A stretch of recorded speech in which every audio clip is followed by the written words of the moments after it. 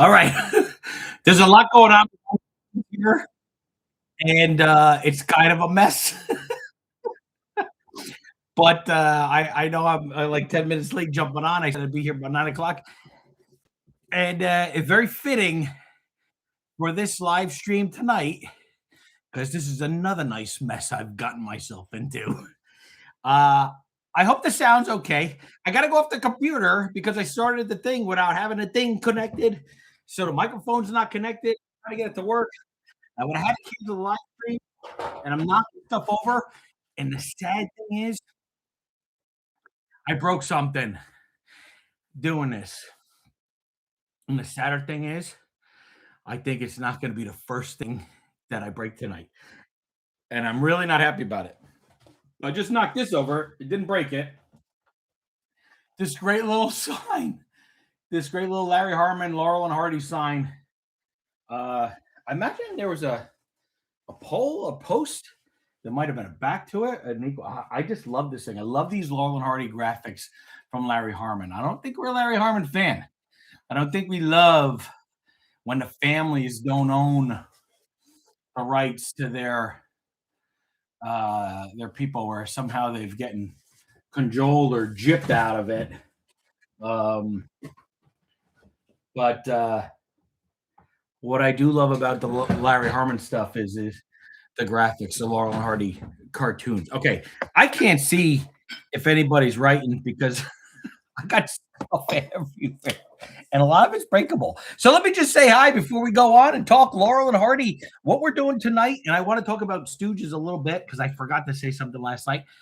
But I just want to pop in and say hi to Stephanie and Keith and Lizzie and Sue and Christopher and Sailor Aqua, Old Soul, Craig. Everybody's here. Paul Bratz. Oh, Washington. Did I see Jimmy? Jimmy, how are you, my friend? It's been too long.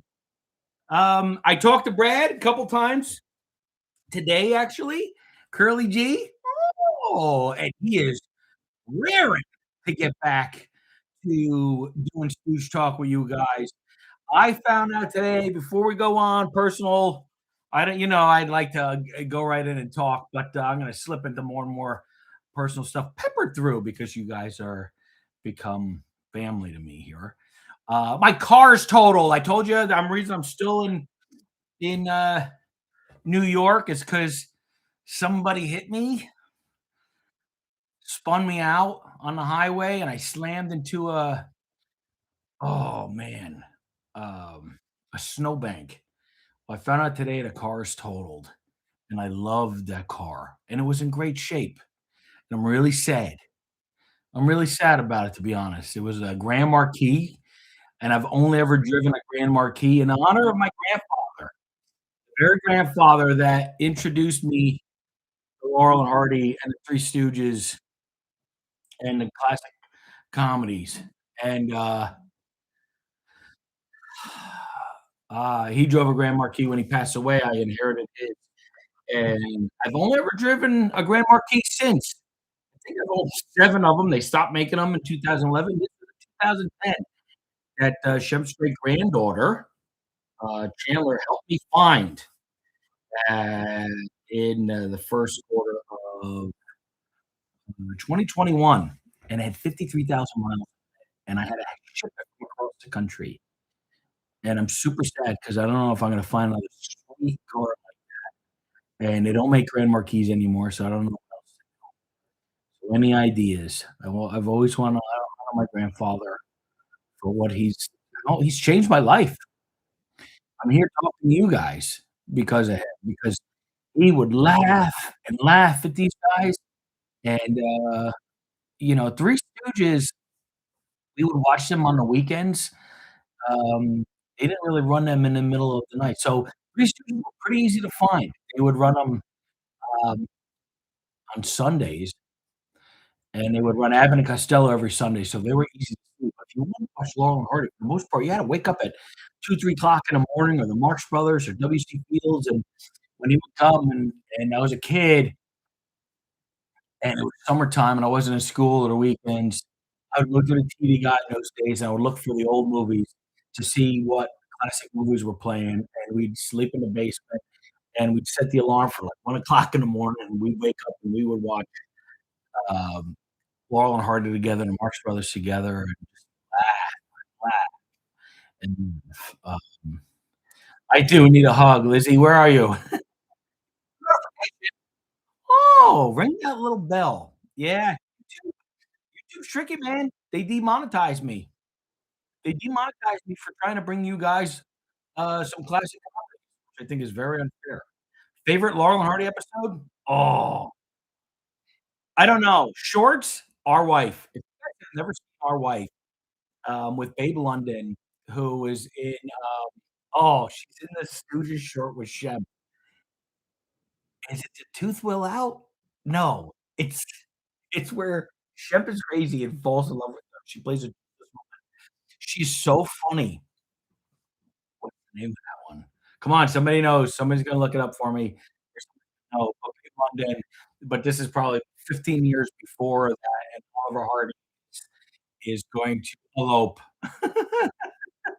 with her, and I think it is one of the most underrated comedies of all time. It is start to finish absolutely hysterical. Features Way Out West, March of the Wooden Soldiers, Sons of the Desert. I don't know. They're all Crown Vics are the same as Grand Marquis. Yeah, are they? I mean, they look like it, but I drive it because it was a Grand Marquis. I know, and nobody knows what a Grand Marquis is. Everybody calls it a Crown Vic anyway, which always annoyed me. Um, I guess I could do that, look into that. But, I don't think they're gonna I hope I get what it's worth. Anyway, Bratz is my favorite. Bratz is great, where Laurel and Hardy play themselves and themselves as children. They're parents of their own kids. And if you wanna watch that, Bratz, a lot of these shorts are restored, and they are on, the Sprocket Vault YouTube, which I've been, helping run and create, I've been creating marathons and different things. Laurel and Hardy one's coming. I put up a Charlie Chase one, but we got some more Laurel and Hardy stuff coming. Um, they do for their DVD set. Where is that? Of all the Laurel and Hardy stuff. All right, I got to get up. Look, I wore jeans tonight in case I had to get up. Okay. So I want to show you guys this. There's two sets, Laurel and Hardy, the restorations. Volume 2 just came out just at the end of December. You can get it at the Sprocket Vault. I'm sure you can get it on Amazon. There's a lot of great special features on it. There's a lot of bonus materials, and what I really want them to do, there's a lot of like commentary tracks and stuff like that, is put those online. Put them online on the Sprocket Vault channel, so you guys could watch the shorts that you've seen so many times, but actually watch them with the commentary. So we're working on that. I think we actually might pull it off. Oh, wow. Nobody listens to my idea when I got idea. Anyway, scrambled brains. That's the one. Thank you. Man, my brain is scrambled. Andy, you saved the day. So scrambled brains is a Three Stooges short with Shemp that has Babe London in it, and it's absolutely fantastic and hilarious. And Bob Satterfeld, who actually put on the Three Stooges Museum show at the Hollywood Museum, who's running the Laurel and Hardy one, who did the Brothers one as well. He knew Babe London, and my audio keeps sounding funny. Is that good? I don't know what to do about it. I don't want to start. I can't. I can't change. Change. It's low. Hmm. Maybe I can move it closer. The problem is I got so much stuff on this table. They can ask which kind Laurel. What are we looking at? A bunch of crazy stuff over here. Okay, it's good. Where was I? Audio sounds good to you. Good, good. Um, yeah, I messed up. I messed up with the microphone tonight. The bird. This is just okay. So, somebody was asking me about that photo last night. They're like, "Who's the guy in the derby?" And I was like, "That's me," and nobody believed that was me. And by the way, it wasn't that long ago. It was just like 50, pounds less ago. But this is the actual hat I wore in that picture, that type. Maybe you can see it now. Yeah, yeah. So it's not a real derby. This was a custom made. It's even got my name in it. Oh, because I love hats. So, and I don't have a derby here. All my derbies are. That's not true. I had a derby right up there. I didn't even see it. Anyway, Harpo hat, kind of. Yeah, I love this hat. I don't wear it very often, but I should. It's become more of a baby, more of a decoration. So where were we? Oh, so Bob Satterfield knew Babe Lundy. Who, like I said, worked with Laurel and Hardy and worked with the Stooges. And I asked him about her. And I believe the interview is on the last episode of Stooges in the Fast Lane with the We Want Our Mummy. So if you go to Three Stooges Plus channel and look up Three Stooges in the Fast Lane, We Want Our Mummy to see the interview. And he talks about it. And I can't remember how much of the interview um, timing wise, but he said she was just super nice. Everybody was nice to her. So he would ask her questions. Oh, they were so wonderful. They were so wonderful. So I don't know if he ever got any real. He definitely didn't get any dirt from her, but he said she was a lovely woman. Um, so okay, so let's get started. All right. So I find out obviously the Three Stooges exhibit was a big success. Oh, that reminds me, I didn't say this yesterday on Stooge Talk Live. I'm going to do a little Stooge here right now. There's something coming that I think you guys are going to find very interesting. It's a little discovery that I helped facilitate the discovery, and I don't know how and when, but I'm determined to get it out to you guys sometime this year. But it's good stuff. I think you're gonna really enjoy it. So anyway, that was something I want to talk about with students. Going bye bye is absolutely hilarious. Yeah, it was very funny. Before I say, Andy, do you know Stan Laurel had his number in the phone book? I do. Yeah. So Stan Laurel kept his number in the phone book, and you could just call or show up at his house, and he responded to every letter that he ever got. Jessica Mendoza actually did make a cameo, and she was at the exhibit. Jessica, I hope you come to the Laurel and Hardy exhibit. Um, anyway, so we're doing this exhibit. We're doing this Laurel and Hardy. We're doing. They're doing the Laurel and Hardy. Audio's still not good. It's coming in and out. What is happening? I don't know what to. Oh, the only thing I can do is start and stop again. Um, guys, I don't really know what to do.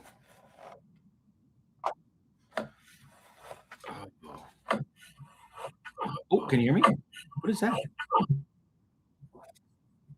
Why is that happening? I'm getting an echo. There goes my echo. Okay. You think it's not that bad? Good. I'm really sorry. I don't really know what to do about it. I don't think it's my computer. It's my computer audio. Um, so I'll do what I can, guys. I'm really sorry. You know me with technology. It just doesn't work. Plug the mic in you had last night. I can't. I'd have to shut down the stream and start again, and that's the only way it would work. I tried. It's actually plugged in. I just unplugged it because it wasn't working. I would have to shut everything down. The museum previously did Laurel and Hardy. What they actually did, the museum actually did a kind of Hal Roach exhibit, which Laurel and Hardy were included in, right? And I think that's what the R Gang was with the Laurel and Hardy. Abbott and Costello was its own exhibit, Three Stooges, then Marx Brothers. But this one's specifically dedicated to Laurel and Hardy. And yes, Dick Van Dyke was a close friend of Stan Laurel's and did a great impression. No echo here. Good. All right. So let's talk. So I got some really rare stuff. I got some old stuff. I got some really fun stuff. And we're going to run the gamut of just you tell me what you want to see and how long you want to go for. But I don't know. So these are the last things I brought down. I wasn't even going to bring them down just because they're a pain in the neck to get to. And I realized I'm glad I took them down because I gotta dust them because they're really hard to get to in my bedroom. But yeah, and I still have Laurel and Hardy in my bedroom. Okay. So these are, I don't think they're very rare and they're not worth much, but I've had them. I remember my mom, my wonderful mother. I wanted these dolls so bad, and we knew they were in a store in Kingston, up past Kingston, New York, like heading towards Woodstock, probably 45 minutes from my house. I remember the day my mom drove me up to buy these. They had probably just come out. So let's see what year, 86 or something. I was 2 years old. I can't read that anymore. It's getting old, guys. Anyway, so I love these. Oh, I have a story. All right, I gotta tell you. I gotta tell you. Hold on. I don't want to break these. I feel like I'm gonna break everything. I used to have a dream, and it happened a lot as a kid. It also happened as an adult, but it stopped happening somewhere in my mid-30s. I stopped having this dream. But it was a real dream, and it was a recurring dream that I had a lot. And it was that I went into an antique store, and it was basically just filled with Laurel and Hardy stuff I've always wanted my whole life. Just everywhere you look, the store was just Laurel and Hardy. And it kind of actually happened to me once. It was during the pandemic, and a buddy of mine who's a film collector, I can't remember the story. I either had to go pick something up or I had to go drop something off for him. And it was at one of these auction houses in Hollywood. And because everything was closed, there was just like one guy working there. And and it was just this massive room. And they sold like stuff from Friends and Dawson's Creek, and they auctioned off stuff like that, right? So, but they did have some more classic film stuff, which is what I was either dropping off or picking up. I can't remember. But I look over, and there is basically my dream, this dream that I've had my whole life come true, where it is just this whole section, huge section of Laurel and Hardy stuff. I mean, rare stuff I'd only ever seen pictures of, stuff that I didn't know existed. And it was bought from a collection of it might have been, I don't know when Al Kilgore died, but it might have been like Al Kilgore's collection or something. It was somebody's collection who collected it. And I had no money. I was so broke.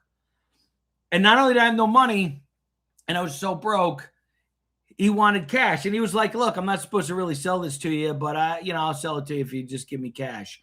And because they had listed some of this stuff on their website, and they were going to put it all up. And I got very few pieces. One of the things they had were vintage oversized photographs. Oh man, can you get a shot at it? I got two. This one kind of in honor of my brother and sister. My brother played baseball. My sister played softball. But this is a real vintage print from back in those days, oversized. It's like, what was that, 11 by 14 or something? And I have another one in California that I can show you. But I love this. $25. And I remember they had the Stan Laurel Jack in a Box, which I'd always wanted. It was really hard to get, and I couldn't afford it. And he wanted like $100 for it, which is probably worth more. I haven't seen it very often, but I just couldn't do it. And I hit him up later trying to get down there. He never responded. But I have video from that day. I got to pull it out and show you guys because it was really cool. You actually have some Three Stooges collection. What do you got? Cameron BK. I was looking at camera. So, okay. Now, I've been collecting Laurel and Hardy since I was a kid, obviously. They're huge in my heart. I absolutely adore them. They crack me up. And there's just stuff that we're just going to kind of run through. And if you have questions for them, I'll tell you stories if I have them. These are just little decanters. A lot of this stuff's probably not worth much. They're probably quite. And then I have some really rare stuff I think you're going to get a real big kick out of. If you're asking me, my favorite Disney character, Alex, Donald Duck. Donald Duck. I understand his anger. Slippers. Laurel and Hardy slippers. Boy, do I wish I had these growing up. I got them probably I was a grown man, but I would have loved them as a kid. But they're fun. Comic books. We got classic, right? Yeah, and they're funny too. And yeah, of course, like somebody mentioned, Laurel and Hardy did have a cartoon. Um, Abbott and Costello was Hanna Barbera. Was Laurel and Hardy's Hanna Barbera cartoon? I guess it was. The Three Stooges was not. That was Normandy, right? Norman Mauer. Here's an old book that they uh, took the old comic books and reprinted them. Lizzie, you've never seen any Laurel and Hardy films. Do you have any good ones I should watch? Yes. I have one on my channel. There are some Laurel and Hardy trading cards. I don't have them here. I would say for your introduction to Laurel and Hardy, I don't know if anything's going to beat. What do you guys think, you Laurel and Hardy fans? I mean, Bratz. Somebody mentioned Bratz. Bratz a great one. Music Box is a great one. I love Our Wife. Way Out West. And I got a great story about Way Out West, too. Andy, you remember when Brad broke all those eggs on the past stream? Yeah, I do. Utopia, that's their last. Sons of the Desert's great. When they were making the Flintstones movie, and I kept reading and they were having trouble figuring out what the Flintstones movie should be, I'm like, it should just be Sons of the Desert. They should just remake that, right? Didn't they have the Barney and Fred were part of the Water Buffalo? They should just lie to their wives that they were going to convention or that Fred got sick and they were going to convention and the wife found out. I mean, there's your Flintstones movie. Didn't need to be some action movie. I got this mug. I don't have a stand, and I love this little mug.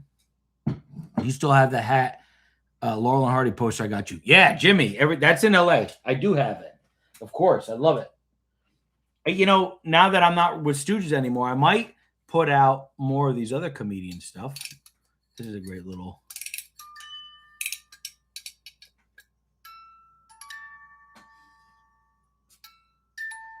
Old Anxiety. I don't know. I don't really. Can you guys hear that? I don't know. Anyway, that's cute. You gotta admit that's cute. A lot of this stuff I gotta tell you, there's one thing about the Laurel and Hardy merchandise is you can't help but look at it and just smile. Right? I mean, tell me, how much joy is in that? Look at that. I just can't help it. It's like when I'm really upset, I don't even need to watch them. I just look at those, grown children, and you just can't help but to smile at them. That was a cookie jar that was given to me by my pal Dermick. That was given to him by our pal Robertino. And Dermick was nice enough to give it to me. They had 4 of these mugs. One with W.C. Fields, one with Chaplin, Abbott and Costello, and Laurel and Hardy. And I wish they had the Stooges, but they did not. These are great little stuff. I love the fact that they still make little Laurel and Hardy stuff. Not like they do Stooges. Kind of nobody beats the amount of Stooge merchandise that they still got going on. Like you don't see Laurel and Hardy coffee, but yeah, I think you can kind of understand why. I had this kind of breaks my heart. Okay. I got this. I got this when I was really young, and my grandfather used to play cards with my parents it seemed like every weekend, and it was so comforting, going to bed and listen to them all sit in the living room playing cards. And I said, "Here, Grandpa, here, you have this for luck," and I meant to give it to him just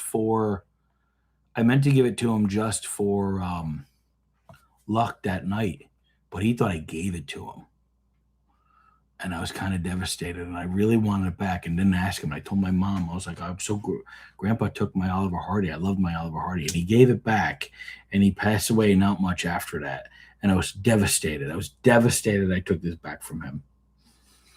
So I think of that. And I just think of, I remember when he passed away, he used to say, don't give me flowers when I'm dead. If you can't give them to me when I'm alive, I don't want them when I'm dead.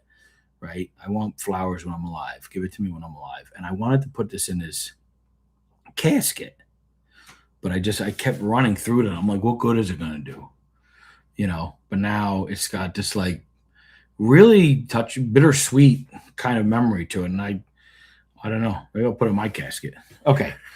Who this I just got, and I can't believe I didn't even know this existed, and it's so small, but it's an Oliver Hardy pencil sharpener, and apparently there's a Stan Laurel one out there too, and I needed this.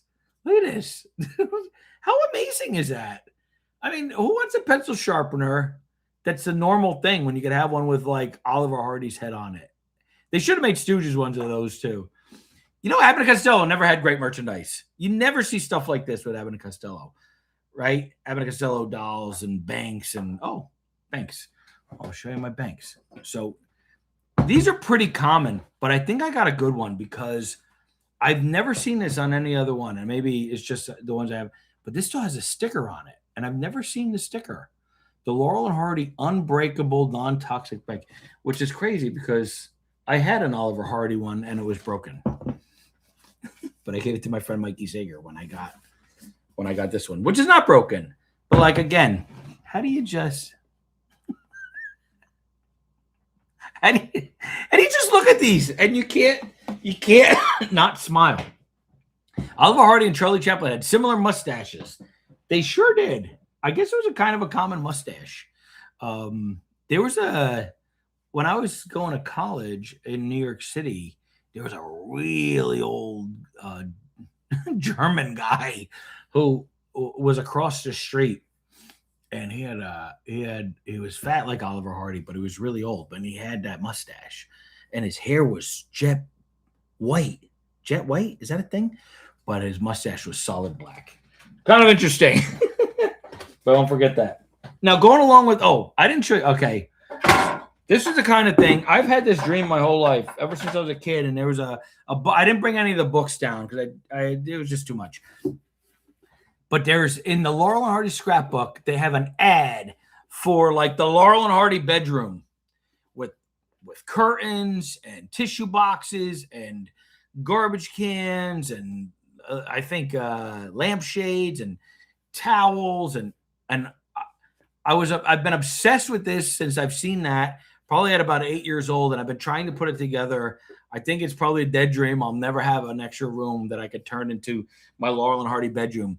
But I finally started managing to find some pieces. Look at this. And so here's the garbage can. Now none of these are going to make it into the exhibit. I don't think they want any of these. I'll show you what's going to make it into the exhibit. But I think these would be great in it. Tissue box. I would have one of these in every room of the house if I could find another one. By Spring Made.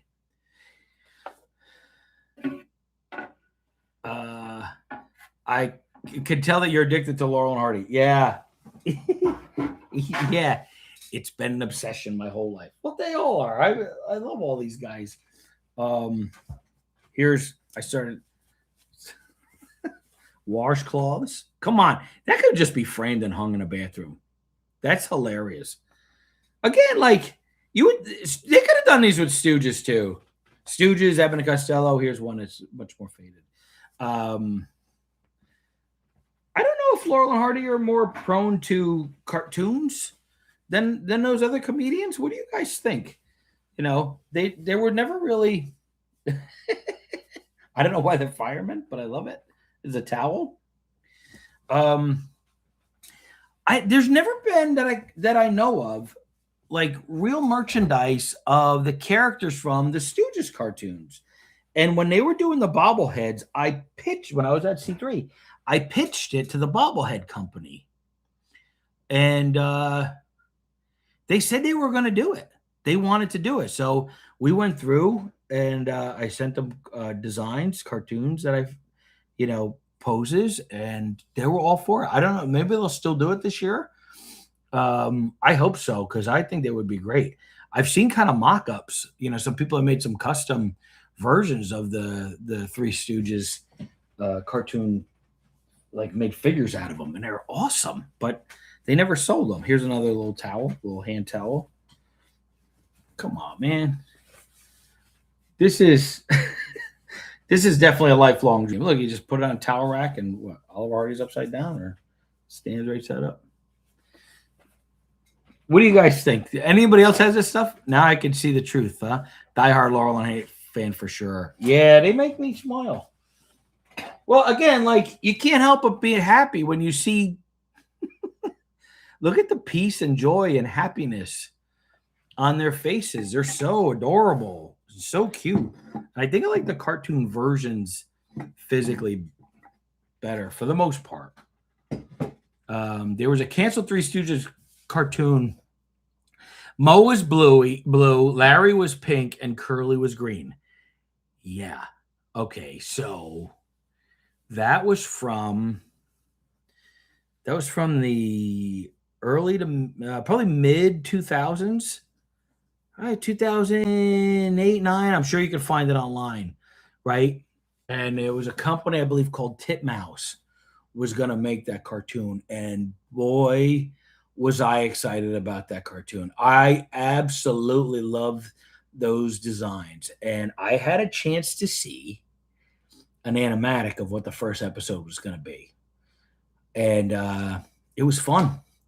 And I could not get an answer as to why it didn't happen.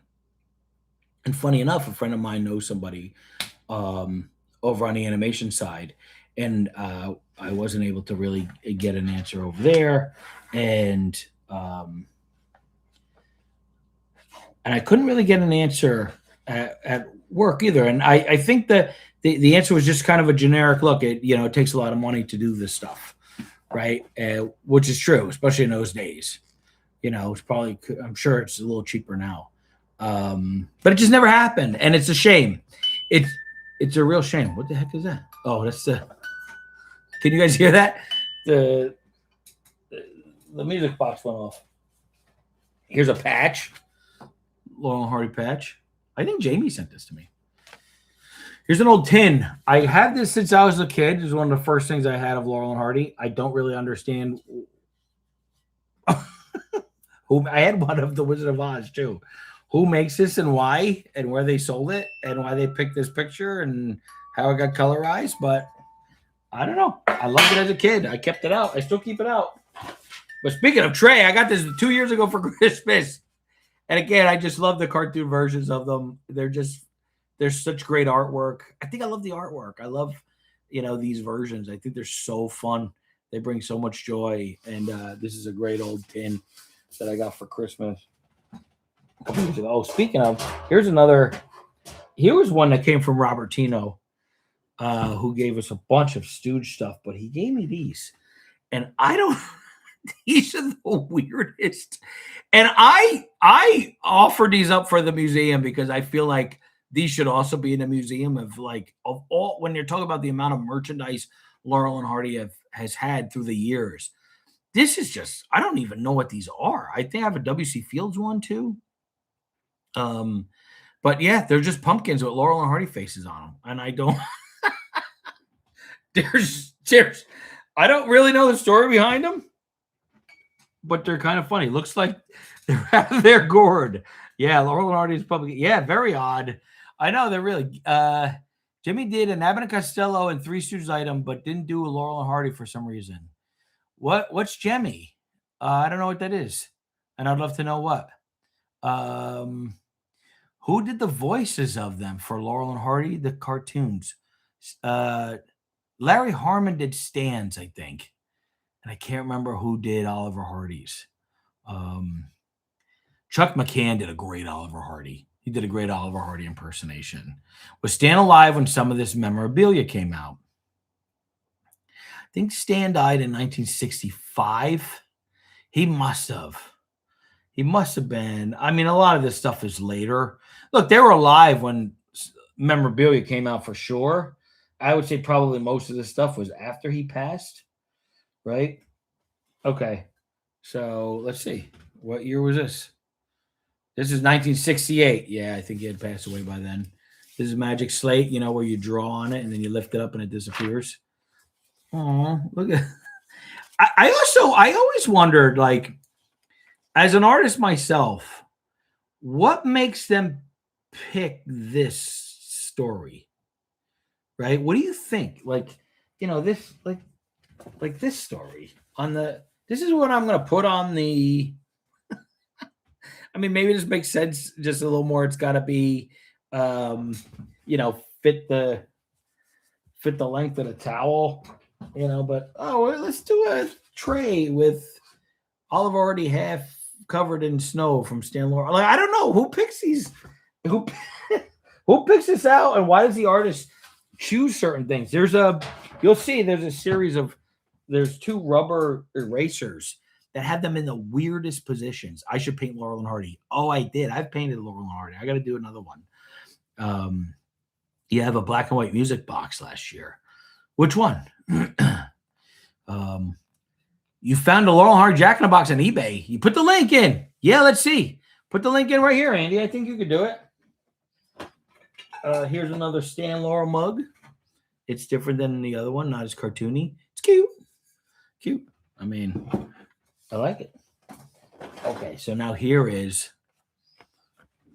I had to ask you a question because this was a lot of stress because when I got one, it was in the package and I really wanted to open it, and I was kind of distressed about it, and my mom gave me this one, and I was so excited, and I was really stressed about it, and then my wife gave me this one because she knew I was going to be stressed about it. So now I have the best of both worlds. This will come with me to LA, and this will stay on my shelf in its place of honor.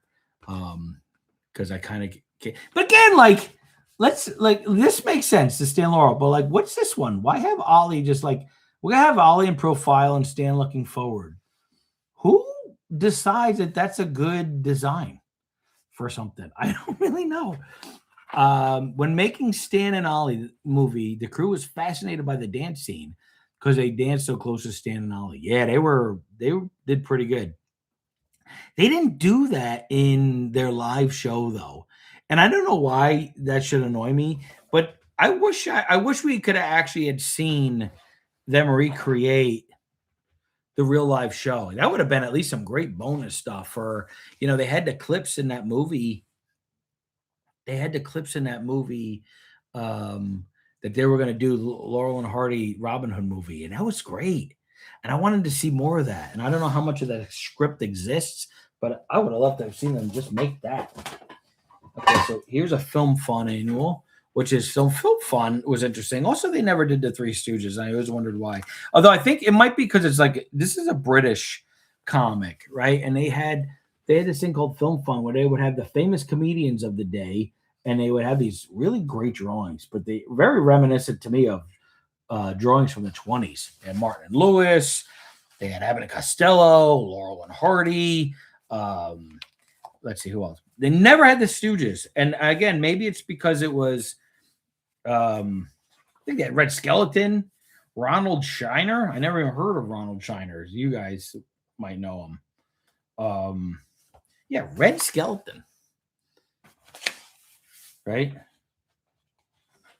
But here's Laurel and Hardy. Have a crack at it. I have some originals. I have originals go back they had Wheeler and Woolsey. So it's interesting that the Stooges, like I said, that we were talking about last night, never really made it big in England. Yeah, we talked to Dick Van Dyke does the great Laurel and Hardy impersonation. Sue, he only said Jim Harmon, and he said he didn't know. No, Larry Harmon. Didn't the Stooges go to England? They definitely went to England. I thought it was only one time. There's a book that Gary Lassen wrote called oh man, my brain is not working.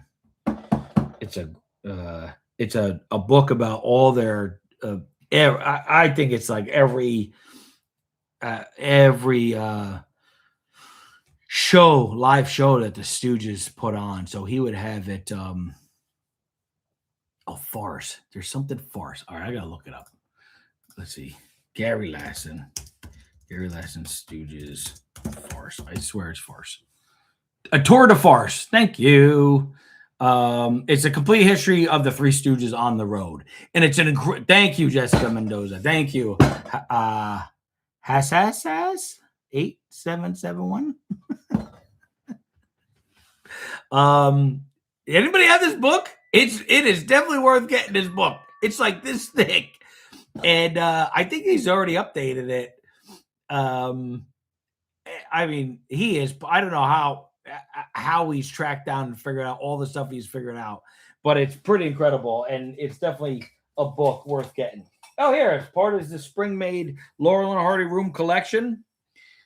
Oh, I mean, if I had enough, could find more, like this is what I would be drinking out of. This was I would get rid of all my other cups, and this would be what I would use for my entertaining. They are the cutest cups ever. Now these, I swear, will be broken before I get done with the night, and I really hope it's not true.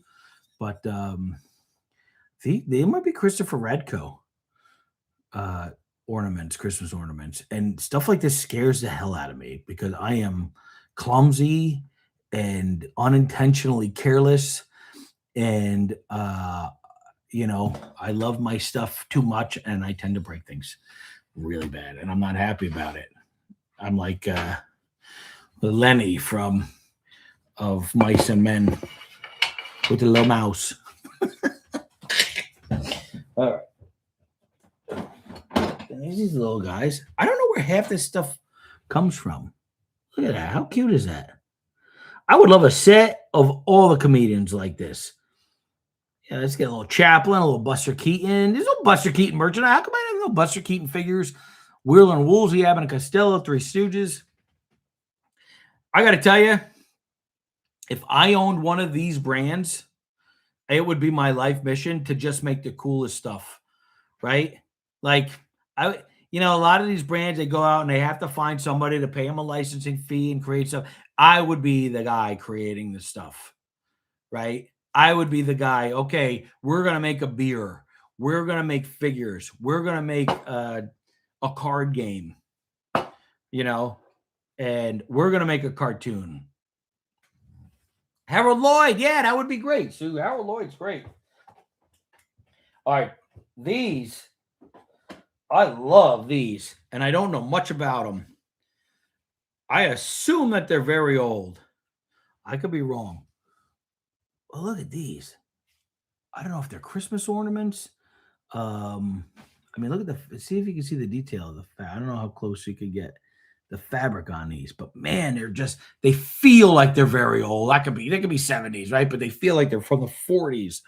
And I don't know what they're made out of, some kind of cloth, but they're so different. I haven't seen them anywhere else. There's a version of these that I've seen in this new book called like Collecting Laurel and Hardy Stuff.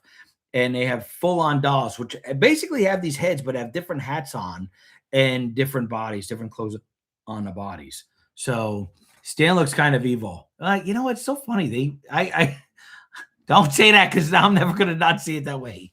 It does look like Babes in Toyland. I know that's kind of what I thought it was going to be. Although I feel like Babes in Toyland would be a little more colorful, but it is kind of how I felt that too. You have James Dean playing cards. That's kind of cool. Yeah, I was where James Dean. I drove to where James Dean got killed, sadly. So I want the Oliver Hardy one of this. This never stays on, this little bank. These little figures. Again, what the heck is this pose? I want to know who's like, all right, I'm going to sculpt Stan Laurel and I'm going to have him do, I'm a little teapot, short and stout. What? He's on a star, which I'm okay with. This is a little bank, right? Who's never, I think the glue came off. He's never quite stayed on since I've owned it. But I have no idea. I've always thought, like, why the heck did they create this pose? Does anybody know? It is the strangest figure. But I absolutely love it. And there's an Oliver Hardy out there somewhere, and I don't have it. And one day I'm going to find it. Let's see. I can't even read the back. Oh, man, eyes are getting bad. Oh, it's what happens when you turn 39. Okay. Now, you're not able to assist. Come on, Sue. There should be more figure puppets in the world. These things inspire. First of all, when I was a kid, all right, how many of you grew up on Sesame Street, like classic 80s Sesame Street or 70s Sesame Street? right? And they had in those days the greatest finger puppets. Like finger puppets were a big thing when I was a kid. Bert and Ernie and Big Bird and the Count, and they were the best. And they made Laurel and Hardy finger puppets. And again, like you can find them pretty cheap, but it took me my whole life to get them. Like all this stuff I wanted as a kid, I finally found as a grown man. But boy, I would have spent hours, days of my life playing with these as a kid. And they inspired me and Schwartzy. I was telling you guys yesterday. I don't know if I have any here. I was telling you guys yesterday that I have a comedy team called Schwartzy and Pagano with me and my buddy Schwartzy. And one of the art pieces I did, I actually inspired by these. I hand sculpted Schwartzy and Pagana finger puppets, and I had them manufactured, and it cost me a fortune. And it was the dumbest thing I'd ever done. But boy, is it fun. There's a few out there. We made 200 sets. So, and we give them out very rare occasions. So I'll have to show them to you. You did Mr. Hooper. It wasn't a Mr. Hooper finger puppet. Yeah, Sesame Street was the best. If you go back and watch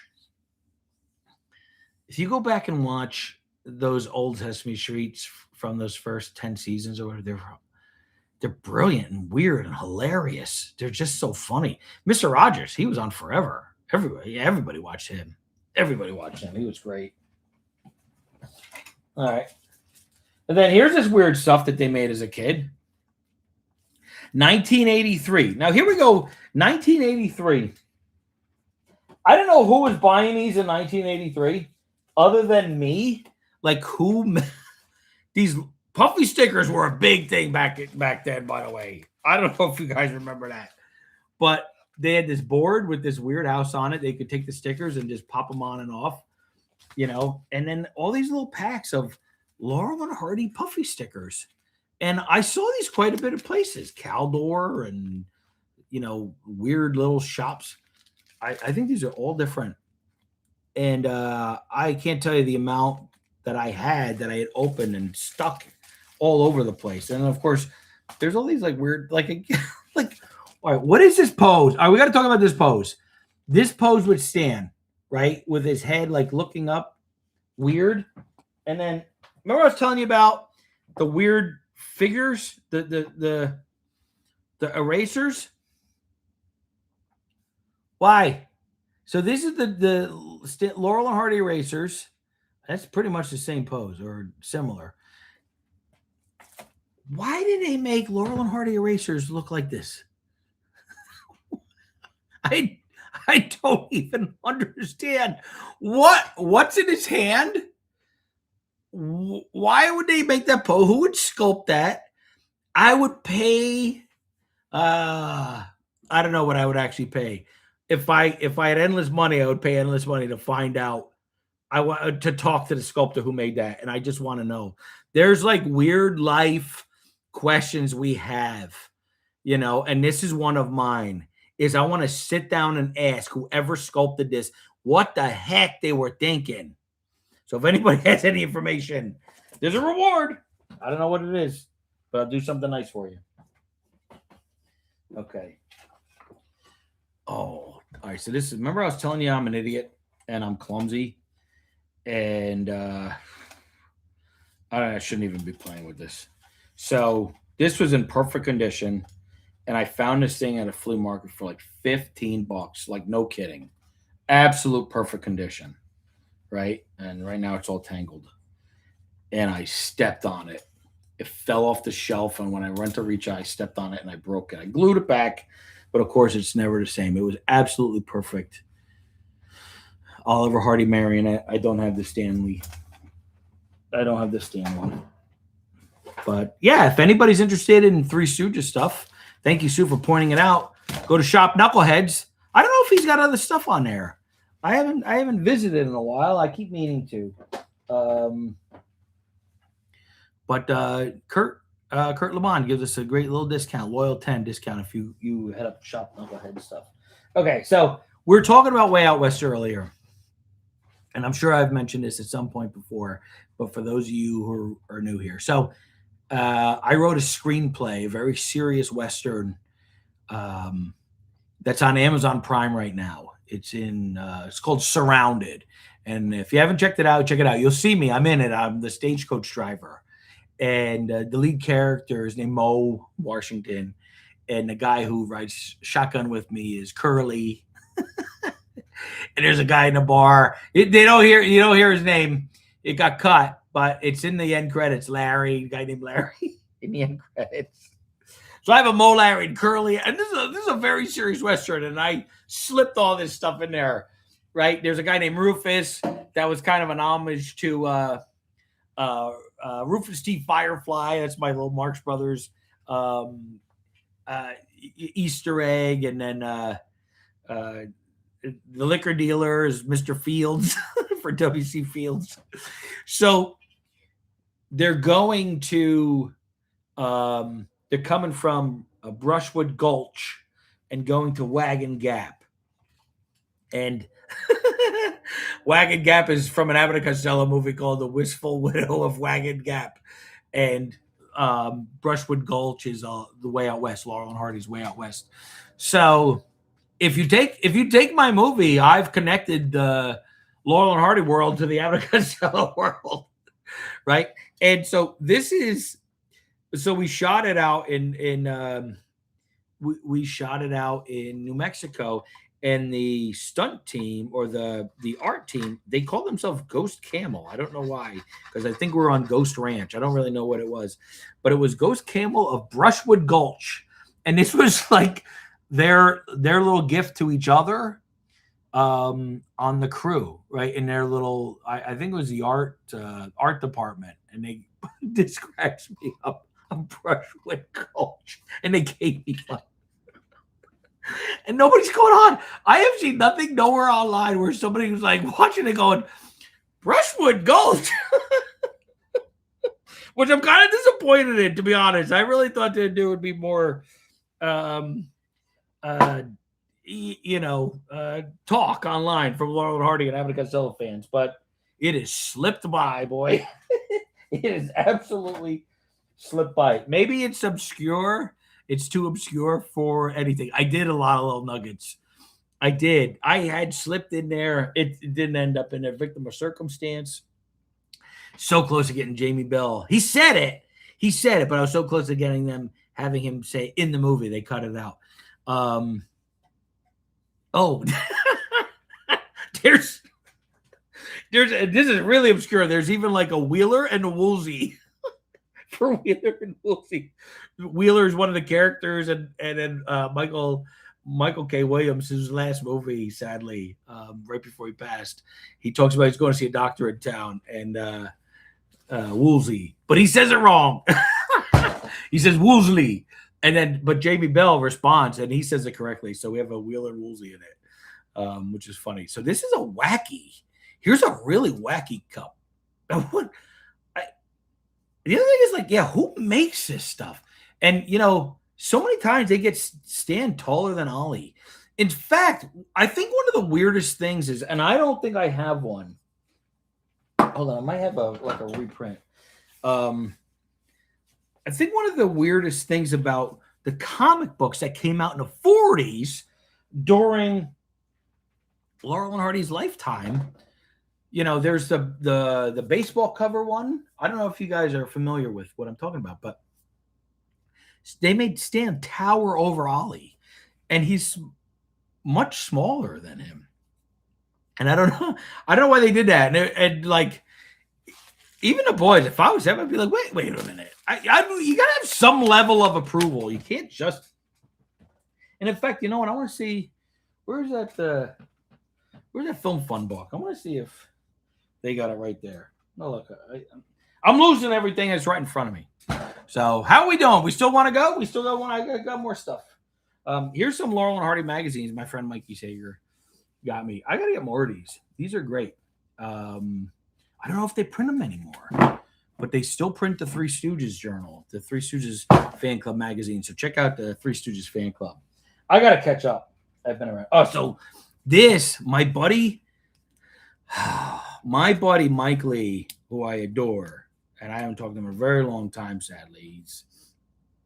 I got to see him. He bought this for me when we were kids. I think it was, if I remember, it was like $12.95, and it's a silver coin. And they do have the Three Stooges. They had the Three Stooges. They had Laurel and Hardy. I think they had Abbott and Costello, and it was uh, money was tight when we were kids. But he bought this for me as a gift, and look at it. It's real silver. I don't know what it's worth today, just in terms of silver. I mean, if you guys are watching silver, it's going up like crazy.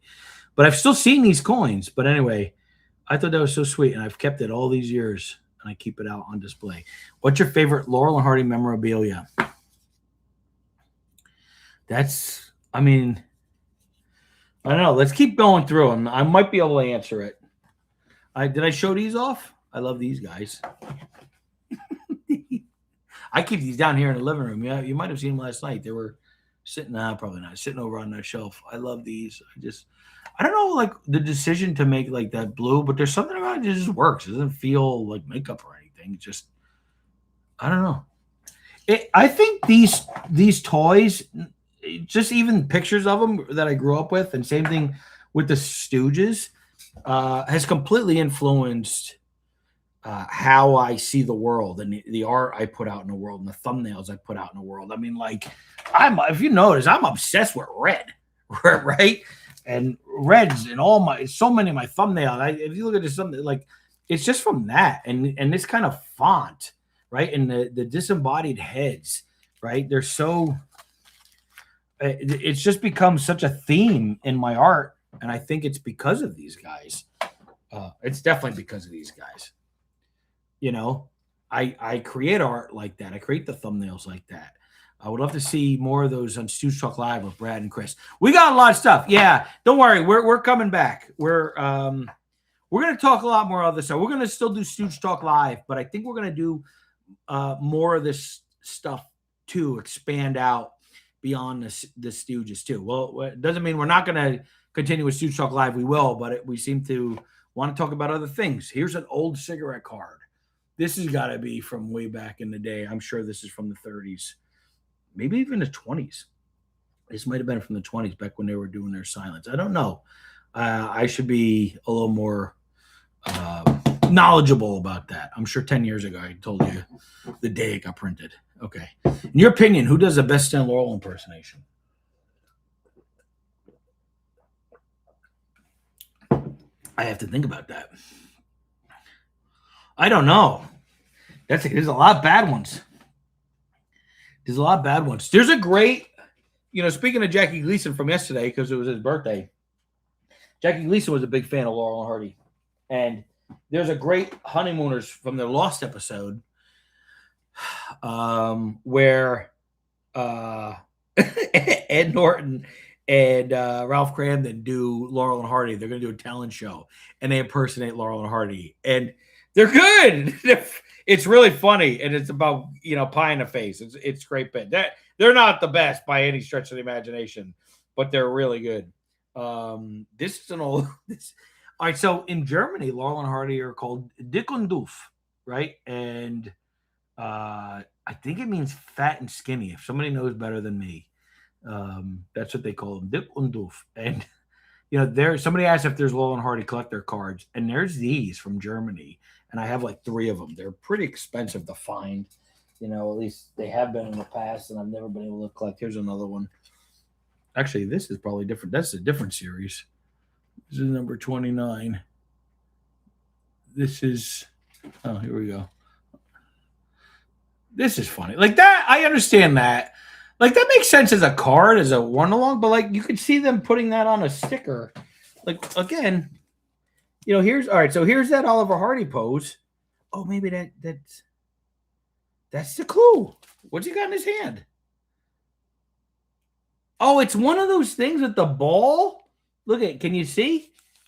We were trying to figure out what it was with the ball and the paddle.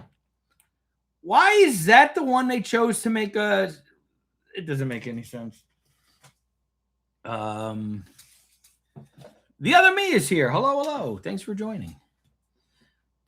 Christy does an amazing. Christy's really good. Dermot does a really good I used to do a really good Oliver Hardy, and I have not done it. I could still look like him, but I have not. I have lost my impersonation. Gaylord Sartain did a good Oliver Hardy. He did. Yes, he did. Was he in?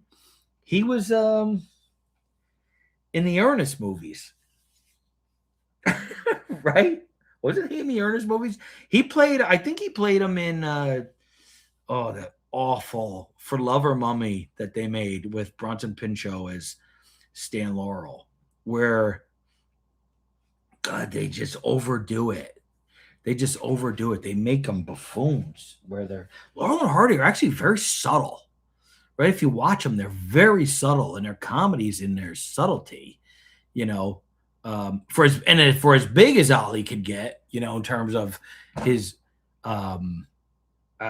his reactions, they're more subtle comedians than how people portray them. Here's another one of those cards. This is funny. You can see Laurel and Hardy doing this, breaking out of jail, hiding behind zebras. That's pretty good. Brad Brad does a Stan Laurel impersonation. It's terrible. I'm sorry, Ollie. The Jeffersons did a Stan and Ollie episode. That's right. It was the neighbors, right? It was the neighbors that did it. I forget what the neighbors are called. Helen? Is it Helen or whatever the guy's name is? But yeah, the Jeffersons did do one. All right, here's a vintage postcard. I love vintage. I love how things printed back then. This is a foreign postcard. Gosh, look at those. They were really nice men by all accounts. Especially Stan, I think. Really nice. Now, I'll show you what I broke. Remember I told you I broke something? I can't get to it yet. Not yet. I'll show you that in a minute. And speaking of broke, this was broke, but it was broke before I got it. Matches my Stan mug. So you guys get kick at it. Now we're going to get to the stuff soon that we're actually going to put in the museum. You're going to see some rare pieces coming up. Hardy was graceful. The ladies loved to dance with him. And he won many golf championships. I got to tell you, I read the book by John McCabe, Oliver Hardy, and boy, when he dies, they talk about him dying at the end. I wept like a baby. It is horrible. It's so sad. It's so heartbreaking. Shows you how much I care about them. Okay, so this is all right. So I've had these ventriloquists again. Really weird, right? That in 1983 or whatever, they came out with ventriloquist dolls. Who bought these other than me and Mikey Sager? Now, look, I was obsessed, and Oliver also came in the same outfit as Stan, but I wanted him in a suit. So I took W.C. Field's tie because I have a W.C. Field marionette. I took Groucho Marx's jacket and pants, and I put Oliver Hardy in a suit. And I probably did that in about 1985 and never changed them back. So I'm going to have to change them back at some point and get them back in their right clothes because I still have all the dolls, but I used to collect ventriloquist dolls. And the last one my grandfather gave me, I don't know if you remember Lester with Willie Tyler and Lester, which was, it makes sense that he was a ventriloquist doll because one in the 80s he was popular, and two, he was actually a ventriloquist doll. And but I recently tried to get Willie Tyler and Lester on my cooking show I was telling you guys about just last year, and we came really close. And Willie Tyler, by the way, if you get a chance, he's on TikTok, he's on Instagram, I think he's on YouTube, and he's the nicest man. And I'm determined to work with him, and I want to connect with him when I'm back in LA, and I try to figure out how to get together with him because he's so sweet. And I loved him as a kid. I absolutely loved him as a kid. And, you see him in commercials and all kinds of things. But I have Charlie McCarthy and Mortimer Snerd. So they made all these ventriloquist dolls, and they made Mo. But why do you make a Mo without a Larry and Curly? And the only thing I could think of was were they going to come out later with their prototypes, or they're just like, no, let's just make Mo. It's a very strange decision. Especially Mo. I guess, You would think that, I mean, kids would play with Curly more. I know Mo did more talking, but I never had a Paul Winchell one. Mostly because Mo is mascot coded. Yeah. I remember the perfect episodes of Perfect Strangers where they did Laurel and Hardy. I vaguely remember that, which is funny because Bronson Pinchot ended up playing Stan Laurel in that movie for Love or Mummy. The Mo Howard ventriloquist tell me is creepy. He looks like he would rival Slappy from the Goosebumps. Also, what's weird is like they did it with the Mo too, and I think they did it with him. So why is he's looking off? Like I wish they would. I mean, I guess. I mean, he's looking forward. I guess they do it that like these are broken, but Dermot got me new ones and he fixed them for me. You know, so I guess he looking like this if you do it on the side. But I told Dermot, I'm like, hey, I wonder if we could take this and like shave that down, like and make our own curly and take this Stan Laurel and turn one into Larry. Anyway, I loved those dolls. These were great. I never tried it, and I don't know why I never tried it, and it's kind of weird that I didn't. But the popsicle, they make popsicles. I should have done this tonight. Look, one of them's got the stick in there. In the back, you just take it down, you put, juice in there, and you freeze it, and you pop it out. I'm gonna make these. Really cool. These are the one things that I did have in the packages that I took out of the packages because the packages were really, really messed up. I saved them. I don't know why. At some point, you gotta let stuff go. All right, here's what I broke tonight, and I'm really upset about it. All right, here's what I broke so far. All right. So first, I love this. It's Oliver Hardy yo-yo. Right? Fishing. It's really beat up. And then here's a Stan Laurel one. And I just dropped it as I was getting the stuff ready for you guys. And it came apart. I'm really sad about it. And this one was in much better shape, funny enough. And he's doing dishes. Again, weird. With no hat on. But this thing was in the center. And I tried to put it back together. I wonder if it was like glued. Can you glue metal? Think I could figure it out? Yo-yos are fun. I was terrible at yo-yos. Yeah, so far. Oh, Annie, you know what I mean so far? Is that I'm bound to break something else because, first of all, that's how my week's been going. And second, that's how my life's been going. So, this is a great doll. He's in great shape. I think these should be in the museum. I mean, here's the thing. Other collectors might have them too. Maybe that's why they don't want these from me. You know what? Sue, I bet Dermot can fix it. These are bendy dolls. But again, like, I don't know if you look at them, Stan's so much taller than Ollie. Come on. Why did people think that? People think that Stan was taller than Ollie. I don't know why. That's Abbott and Costello. Oh, here's a couple little guys, which I keep down in my living room here, just on my shelf. In these weird, like, clown. And you'll see all kinds of versions of these old, probably from the 70s, these porcelain dolls, which I love. Now, for those of you who are fans of the music, the Laurel and Hardy music, and somebody asked if Hal Roach wrote the music, and he did not. Leroy Shields wrote the music, and the Bohunks recreated the music probably, I want to say it was like the 90s, 96, 97, 95, something like that.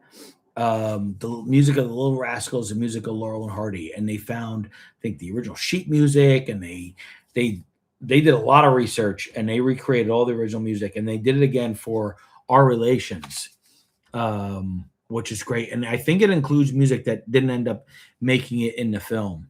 And here's a CD of that. It's great. I don't know if you guys listen to it. And now a lot of, at least the sheet music in that, is in public domain. Here's a great little Ollie. Come on. How do you not laugh at that? Oliver Hardy was approximately 6 feet tall. So that's about me. While Stan was shorter. Both iconic figures of comedy, but Hardy's height contributed to his larger life person. I thought he was taller. I thought he was 6'2". Yeah, the Bohonks are great. Yeah, Laurel and Hardy and Little Rascals have basically most of the same music. So I think that the Little Rascals theme is now public domain as a because I think they started that in 1930. It may even have been 1929. So if you could get, you can't use Bohonk's version of it, but if you could pull it off the Little Rascals films, you could use it. That is a great. It's supposed to squeak, but he doesn't squeak. And this goes with Ollie. Aren't you going to hang him? Oh, here's my Oliver Hardy clock. He's not broken. It's just like this is when he takes his swings his feet. Now, I like this clock. I always thought it was weird. I don't know. There's something on. I used to keep it on my wall. Like I kept it on my wall, right? It could have been cuter or something. I don't know. It works with Chaplin. I had a Chaplin one, and Chaplin I think felt better because of the way he walked. It kind of felt like it was mimicking more his walk. There's a couple little things. We're running out of these. We're gonna get to some of the more rare stuff soon. More stands. Come on. Which one do we like better? What? I think this. No, I think this. Come on. The Blue Jack. What do we get? I mean, these two are basically the same figure, just different sizes, right? Blonde Laurel is odd. Yeah. Well, he had red hair. It's so weird. Yeah, this is Laurel Hardy, Larry Harmon. He's supposed to walk. So he had this wind-up mechanism, and I think I've never had one that works. I don't know what this thing is, but I don't even know where I got this one. But I like this little Stanley. I like Stanley. Somebody might have made. I have no idea what this is. Great old pocket watch. Oh, I feel like this was like somebody manufactured that, took comic books, made a watch out of it. So I don't feel like that's official merchandise, but I like it. I used to carry it around, but then it gets too cumbersome. Here's a great magnet. Again, a weird pose. I'm gonna start drawing Curly G like that. Little Schwarzenegger figures like in weird pose. Wouldn't even know how to do it. I literally I don't know what makes you draw something like that or design something like that. I can't even fathom it. Here's a couple great pins. Here's one. Oh, let's see. Here. This I've had since I was a little kid, man. This is classy. This is classy. I need to start wearing these. You guys ever wear buttons? Though, again, growing up in the 80s. Dusty. Growing up in the 80s, buttons were a big thing. Oh, this was my favorite. God, he makes me so happy. Growing up in the 80s, buttons were, you wore a Stooges then. You wore them a lot too. Yeah, they were great. I had Stooges one. I had so many Stooges one. And I loved, it's weird. I would look at them now, and I don't think I would like them so much now if they came out with new versions of it. But I loved them back then. They had like sayings on them. I mean, some of them were just generic, like yuck, yuck, yuck, and stuff that made sense for the Stooges. But someone was like, hi ho, off to work we go. But I don't know. Maybe nostalgia, I like them. Here's a couple more little rare buttons. This one, weirdly enough, I found at Universal Studios about 10 years ago. They only had him. And then these are kind of hard to see in the thing. That's a good one. And then here's a little Laurel Hardy. I don't know. It's got a little derby in it. Oh, I don't remember that. And it says, here's another fine box you've gotten me into. Very, very strange. Here's cufflinks. Older Laurel and Hardy, which you still got to love. Oh, here's another little Oliver Hardy. Actually, this might have been the one. I think I'm confusing the two. This might have been the one from. Are they the same? Maybe I bought it. No. One of them shine. Yeah, it's this one. They're kind of. This one's enamel. And then my grandmother on my other side, my dad's mother bought me these, and one of them broke, and it's been broken almost my whole life, Stanley. And I think he was on a wheel. Um, I don't know, just like bakelite material or something. It's kind of weird.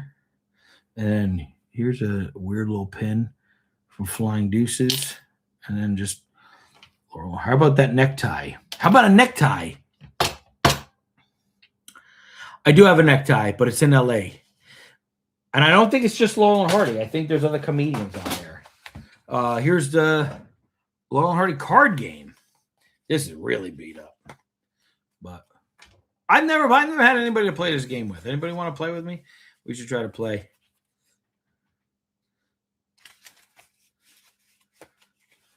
Of course, again, I didn't have it as a kid. I would have played it as a kid. That wasn't a Maha hat. This is fun to watch. You've had such random memorabilia. Yeah, you know what? So I'm a collector, and it's caused me a lot of problems in my life, obviously, because I never saved any money, right? But I've kind of put together some cool stuff. As you might, somebody mentioned Charlie McCarthy, like stupid things like this. You know, I don't know how much that cost me. Probably wasn't a lot, but it adds up. And I mean, all right. So I have a hair. I have a hair from Abraham Lincoln's head the night he was shot. Like, I've collected some really weird things, guys. So if we want to go into just like random collecting stuff, one day we could do that. My buddy bought this for me last year for Christmas. And I love the little tray. All right. So now, oh man, I don't know how much more you guys want to do. Oh, okay. Here we go. This goes back to what I was talking about, the Laurel and Hardy room. I'm getting closer to at least having the stuff. I just can't afford the room. Look, we got bed sheets. We got the bed. I'm not going to pull these all out, but we actually got the bed sheets. We got the comfort. Now, sadly, it's just for like a little twin bed, but we got the comforter, right? So this folds out. This is a full comforter. And we got pillowcases and more bed sheets. So we got the bottom sheet, the top sheet, the comforter, and you know what? I got it. Why am I not using this? Oh, look at that. Come on. No offense, I should be using that. What's the point of having this at this point in my life if I'm not using it? I'm not going to get my bedroom like I wanted. Look, I got two of them. Oh, this one's in a real nice shape. All right. Next time you see those, they're going to be on my bed. Yeah, those are pretty cool. So anyway, one step closer. I don't know how many more pieces I'm missing from the spring-made Laurel and Hardy bedroom collection, but I'm getting close. Okay. So this is an interesting story. Okay. So I love this photograph, right? It's to me, I thought this should go in the exhibit, but they didn't want this one for the exhibit. And I don't know what the heck Oliver Hardy's doing here. It's just like behind the scenes. Obviously, it's on a filming day because he's in character and he's with this iguana. And I saw this online on eBay, and it's just a copy. So this isn't a real, but it's a really good copy. And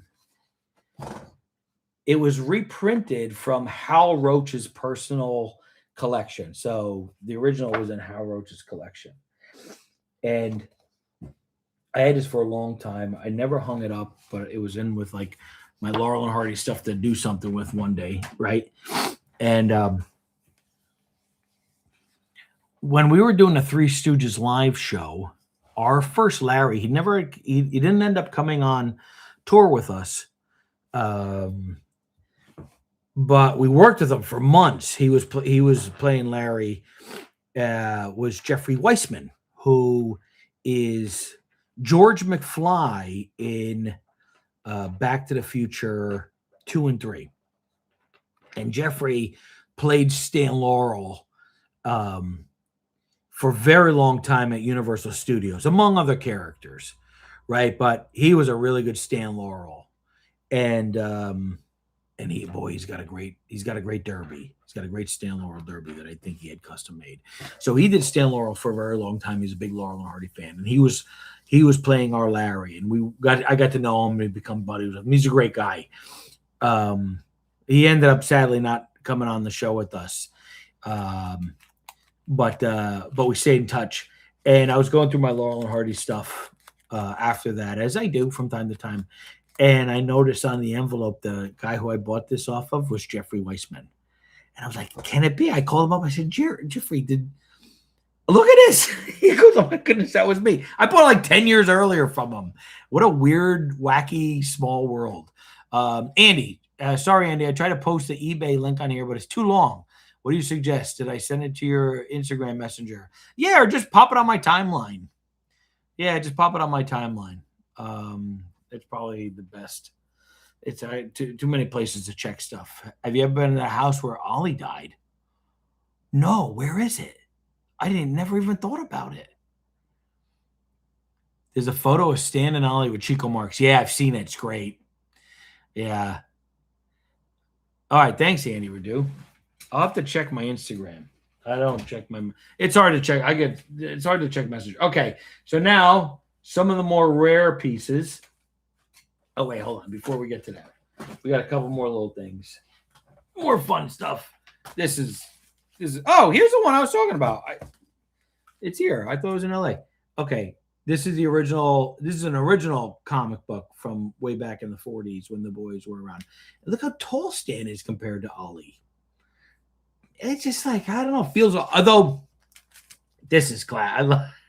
I love these. I'm going to take it out. I personally love the style of animation and drawings from this time period. I don't know about you guys. There's just something so expressive and kind of quasi-human and quasi-cartoon. They're not super cartoony, but I don't know. I don't even know how to describe it. But yeah, man, these are great old comics, and they're funny. They're really well written. I don't know. So these took me a long time to kind of track down and get copies of. There's the number one out there. I think it's still a lot of money. I never got that one. I think I got 2 and 3 here of the original 40s run comics, but they're great. So those are good. And then classic. I got another version of this where the background's white, and I don't really know what the difference was in them. That's a funny cover. I've always wanted to kind of recreate these covers with this is from the 80s. I think they just reprinted old comics, came up with new covers, and made them 3D. And here's an old. This is a foreign one. They're very popular around the world, Laurel and Hardy. I think even more so than they are here, England and Australia, and so we won't go through all this stuff. But here's a. Oh my goodness! I just got a stack of 8x10s. Actually, this is one probably the most interesting one, I think. Behind the scenes. I love the behind the scenes stuff. You can see Stan right there under an umbrella trying to keep cool. There's Laurel and Hardy magazines. Oh, these I was also obsessed with. I think they were about the same time as the Puffy stickers. They were just regular stickers. And I love these drawings. I used to draw these. I used to draw these all the time. These exact copies. I'm sure I got copies of these drawings in my high school notebook. And again, I don't know why they're making Laurel and Hardy stickers. Who they're making these for in the 80s, but I'm glad they did. Oh, this one's fun. Oh, look, here's a different set. This one's actually, they use a real photograph, like Laurel and Hardy watching themselves in a movie. You light up my life. I would make like Valentines with these, like these drawings. Oh, this one's the best. Oh my goodness. I think I basically, now that I think about it, I kind of stole this idea with the Three Stooges hand puppets and made a TikTok like that where I'm playing Curly, having the finger puppets beat up Mo, and Mo comes behind my back. Look, I completely stole it. Oh, I don't know if you guys remember. These were also big in the days. These old sepia tone postcards. I used to collect these. We had this thing in the mall, this little store called Fascinations, that sold them. This is somebody. I don't know if I saw that and I took that picture. I can't quite remember. But it's a wax museum figure of the boys. Here's some cards, a bunch of articles. There's probably too much to go through. Oh, actually, here's some. I don't know why this is just thrown in here. This is interesting. This they might put in the museum. I gotta find a way to transport this stuff. It's super brittle. So when I was young, there was I saw an article. There was a magazine. I think it was called Hollywood Magazine. It was for people who loved old movies, and I'm sure I have the magazine still, right? Because I didn't get rid of much. And there was an article, and it was in the back, and it was like, it was an article in the back, and it was like, oh, selling articles, old articles of your favorite heroes, And I guess some guy just had a bunch of old magazines and newspapers and whatever. And so I said, I want Laurel and Hardy, and for $12, he would send me like this folder of Laurel and Hardy clippings. This is so funny. This is my application for an out-of-town membership for the Sons of the Desert. And I had this little rubber stamp that I used to stamp on everything. And I stamped that up there. Age 12. There I go. And I got my signature. You can see my phone number from way back in the day. My address. Way back in the day. It was a long time ago. How did you learn about Sons of the Desert? I read about it in one of my books and also on the Laurel and Hardy show. Oh. Dwayne W. Smith, Franklin Square. This I always thought was cool. Are you the double of a movie star? And I don't know when this was from. So this is the one page, and it's like they're looking for giving out prizes, right? And look at this. On the other side, the people dressed as Laurel. Oh, I can't do. People dressed as Laurel Hardy. I freaking love it. I mean, how cool is that? How cool is that? Look at that. Man, I don't know. I've always loved this. I've had it since I was a real little kid. The first 8x10 I ever got. My grandfather bought this for me. Here's a letter I wrote to. All right, so those of you who are real fans of Laurel and Hardy know who John McCabe is. This is embarrassing. I look at this now and I'm like, I felt pretty. All right, so I wrote to John McCabe about Laurel and Hardy and joining the Laurel and Hardy fan club, and he corrected it. He basically corrected my grammar, wrote me back on the letter, telling that he was going to correct my grammar, and then who to run out to. And as I read it, I'm like, this feels like an 8-year-old wrote this, not a 12-year-old. So I won't read that. Oh, it's a postcard. Oh, so I didn't take that. My Aunt Mary went to go see that exhibit, which I'm sure is no longer there. Anyway, I thought that was really funny. My letter to John McCabe from back in the day. Let's see. Oh, and here's a card. They use the same drawings from those that, oh my God, this is when my grandfather was alive. I can't believe it. Oh, I want to frame this with all my love, Grandma and Grandpa. My grandmother signed it, but it means my grandfather was alive in 1987. Boy, he died right after that. Oh my God. That's the year he died. 8/16. That's the day after my birthday. He was in a hospital. He had a heart attack on my birthday. That's wow. I need to put that aside. Wow. Yeah, it's kind of a sad story. I'm not going to get into it, but we'll talk about it some other time. Application for out-of-town membership, the Sons of the Desert. Look, here's a whole bunch of clippings. I'll have to go through these clippings. There's a bunch of fun ones. I don't know, from old magazines and Here's the old Sons of the Desert envelope. I wonder if they still have those. I imagine they must, right? Let's see. All right, we're getting down to the end of it. We're getting to the, I think, the nitty gritty, the good stuff. I was just talking to a friend of mine about this. About, oh, I'm gonna take it out of here.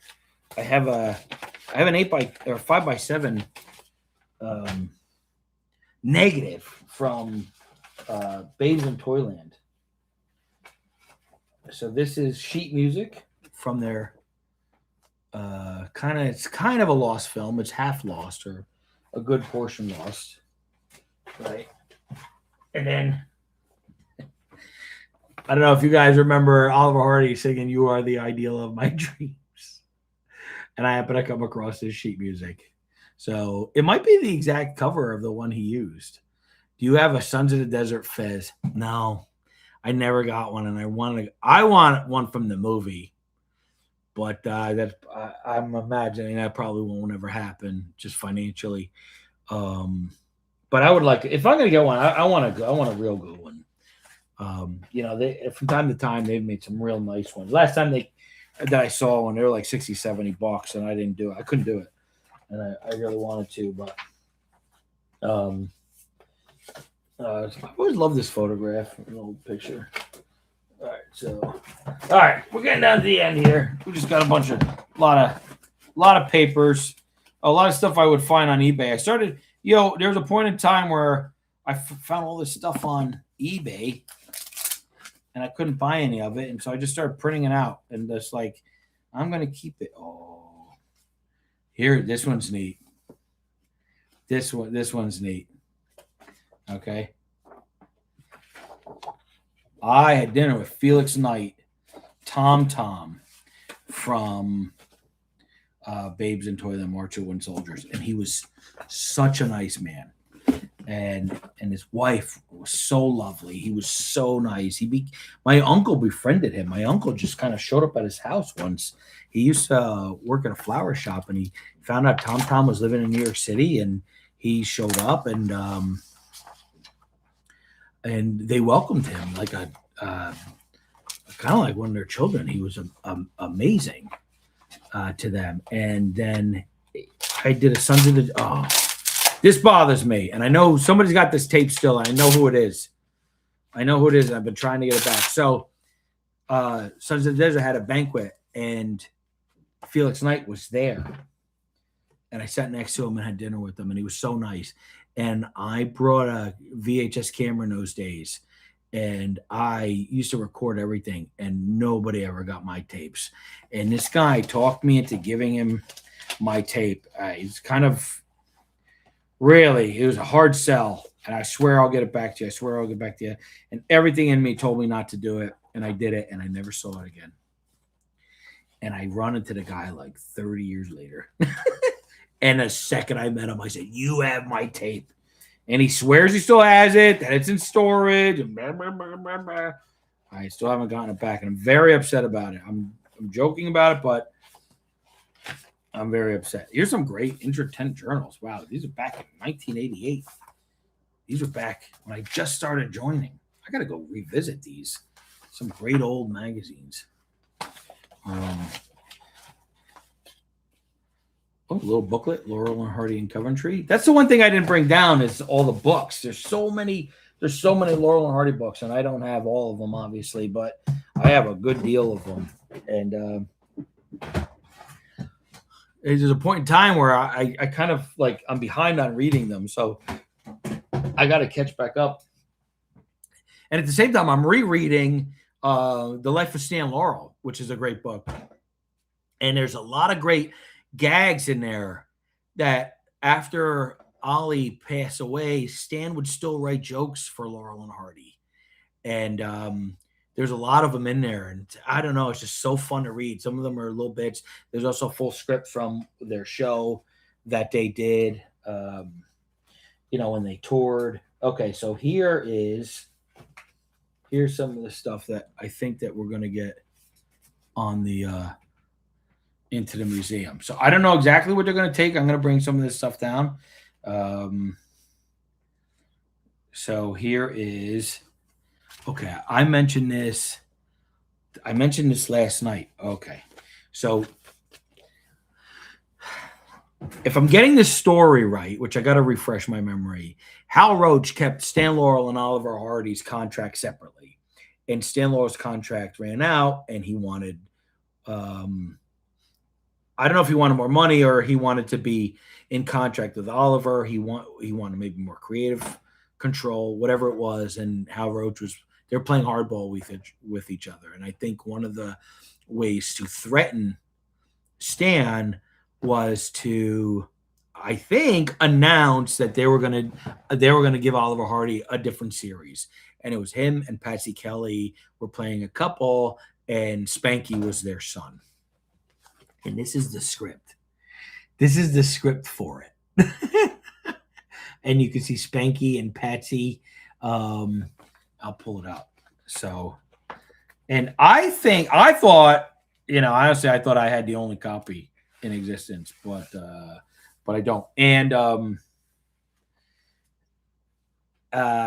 Randy Skretfat I believe reprinted this in one of his books. He's done two scripts of Laurel and Hardy books where he's taken original scripts of theirs and put them into a book to read. And I think he mentioned I saw somewhere he was going to do a third one or wanted to do a third one or should he do a third one.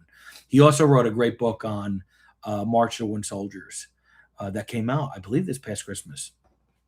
So anyway, I do believe that the script was actually kind of, you could see Babe. They called Oliver Babe in real life, and actually they would write in the script. So Stan made more money than Hal Roach, and this has been documented by Randy. Yeah, well, it's, Stan deserved it. I mean, he was. Look, you can't replace Oliver Hardy, but Stan was the brains of the team. He's the one who would stay and work. Oliver Hardy left and would go play golf, and it worked. I think it was like the perfect partnership for those two. But anyway, and then this is really neat. So if I understand again, okay, so here was, I don't know, this was basically the, what the Oliver Hardy and Patsy and Spanky, and then here's an actual telegram that Oliver Hardy sent, right? And this I think they're going to put in a museum, and it says the dates on here, March 18th. I can't tell, 1935. It says Jimmy Starr, Los Angeles Herald and Express. Stan leaving studio was difference between studio and he. We have never had any trouble at any time. And as you know, he has had complete charge of all stories, and from the past results, why should anyone interfere? Someone gave out the wrong information, would appreciate correction. Regards, Oliver Hardy. Come on. That's pretty cool. That's him defending his boy, right? I love that. Absolutely love that. And there it is. That's the original telegram. And I think that should go in the museum. I also think that script should go in the museum, but that should do that.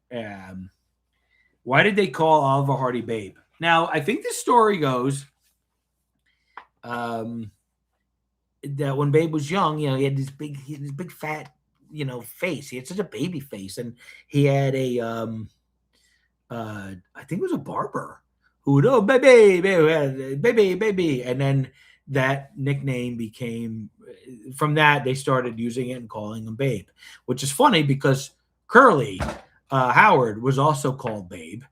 And the reason he wasn't called Babe in the movies and they changed it to Curly is because Shemp's wife was named Babe, right? So they had to differentiate.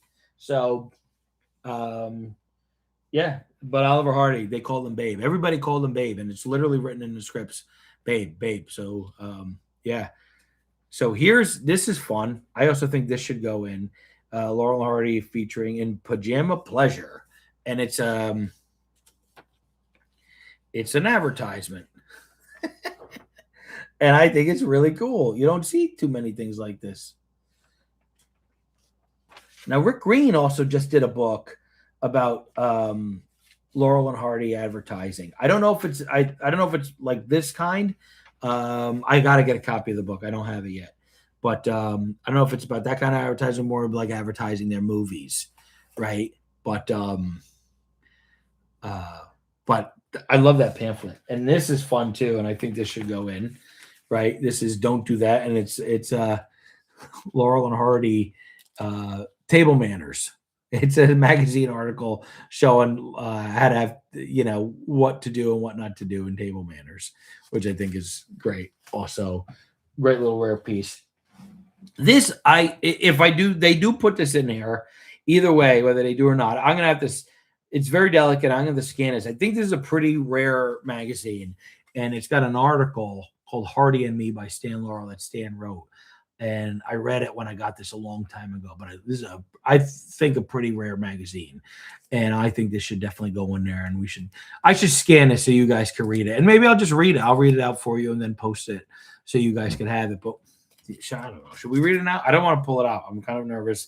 I got to go through it. We'll do that another time. But I definitely want to scan that for you and read that to you guys in the future. And I'll do that before we get that to the museum. And hopefully they use it. So this is super. A lot of this stuff super delicate. This is a vault copy of the one of their silent films, We Fall Down. And this stuff was made after they made the film, right?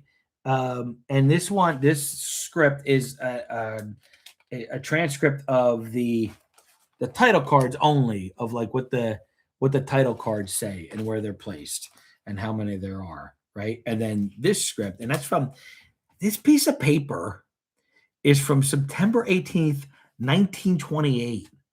How crazy is that? It's so brittle. Manning, I love Pardon Us, Brats, County Hospital, Perfect Day, Blotto, Babes in Toilet, Our Relations, Chickens Come Home, The Music Box, Way Out West, Helpmates, Another Fun Mess, and Sons of the Desert. Yeah, I mean, I can't argue with a single one of those. And by the way, Our Relations also maybe could be my favorite feature of theirs. It's definitely the most beautifully shot. It's like weirdly beautifully shot. It was also remade as a Three Stooges short. Because I think Felix Adler wrote Our Relations. And the Three Stooges remade it with Joe Besser. And A Merry Mix-Up, where they turned it in the Our Relations one, they're twins. In A Merry Mix-Up, they're triplets. And I think it's fun. I think it's fun. So then here's this one's really, it's kind of falling apart down at the bottom here. And it was like that before I got it. You can see it's kind of, this is in rough shape, but this is a shot by shot recreation of the film, right? So this is without the title cards. So it's really interesting, like, to see the description of how they describe exactly what's going on the screen. I'm definitely much more interested in the stuff that's written before they shoot, right? How they, this is just transcripts of the movies. I think it's interesting Hollywood history, but the stuff that's written before, especially as a writer myself, to figure out how they articulate an idea, especially a lot of the stuff is so physical, how they put it into words and visualize it. Because I would watch these things even as a kid and think, how do you write that? How do you put that in the script? And come to find out, like Laurel and Hardy, so much of their stuff was improvised.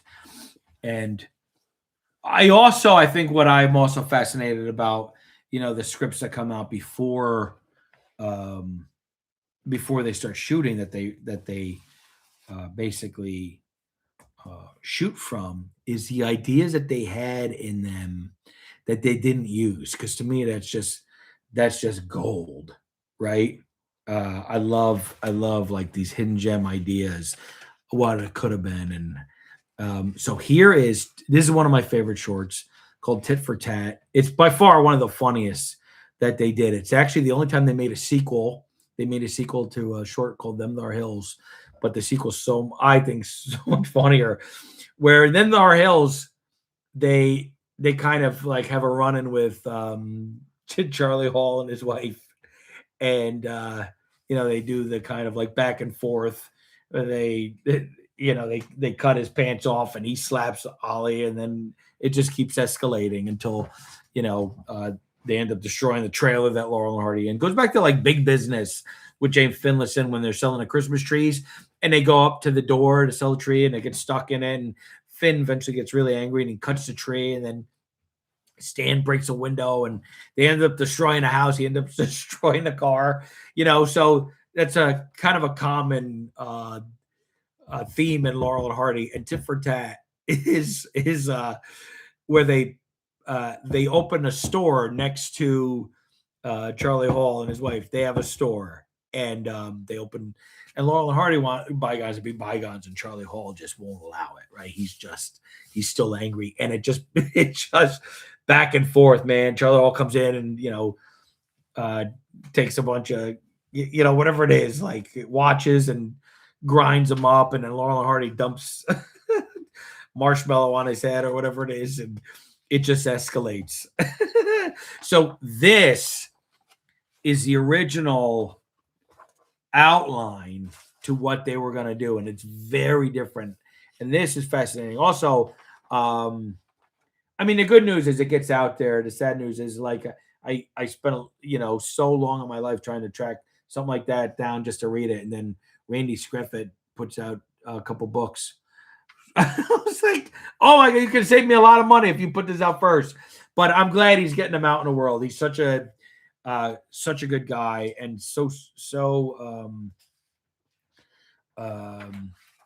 brilliant in the amount of research that he has done on all the books he's done, and what he's done to preserve Laurel and Hardy. So you should definitely go if you want to read these scripts before to see how they wrote these things for Laurel and Hardy. You got to go check out these books. They're really great. And this one's in there. And what I love about this, so there's a bit in here which would have been so great, and it's very reminiscent of kind of the Three Stooges, probably about the same time period, I would think, where the Stooges, would dump bullets into the meat grinder and fire out the bullets. This was kind of the same thing where they dump a bunch of bullets into, I believe, a dryer, a rotating dryer, and fire out the bullets.